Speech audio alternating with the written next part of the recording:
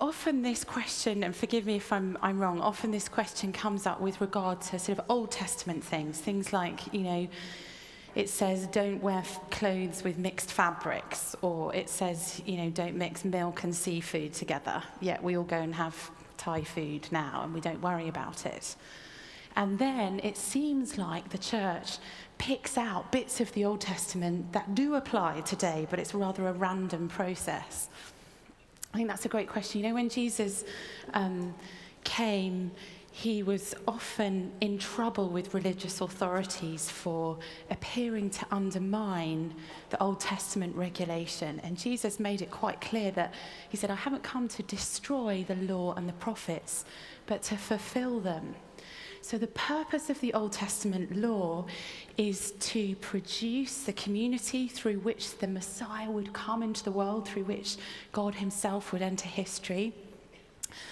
And Jesus, in his life, utterly and perfectly fulfills the law, so that now, through him, we don't have to do that because we can trust in him.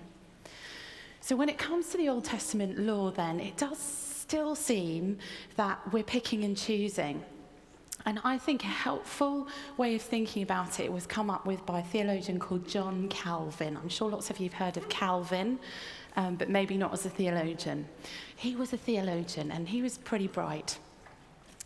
And when people discussed this in his era, he said, Jesus came to fulfill the Old Testament law, ceremonial. That's the whole temple system, everything about purity, all the stuff about cleanliness.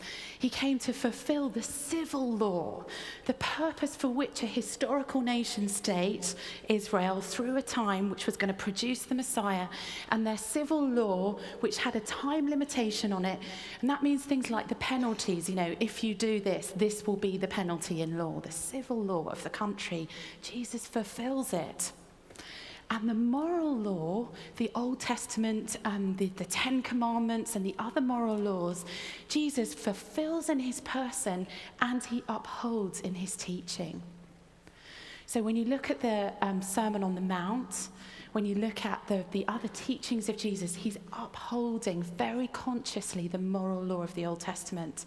So Christians, don't worry about the civil law or the ceremonial law, but we do, as we read the Old Testament, we read it through Jesus, who upholds the moral law.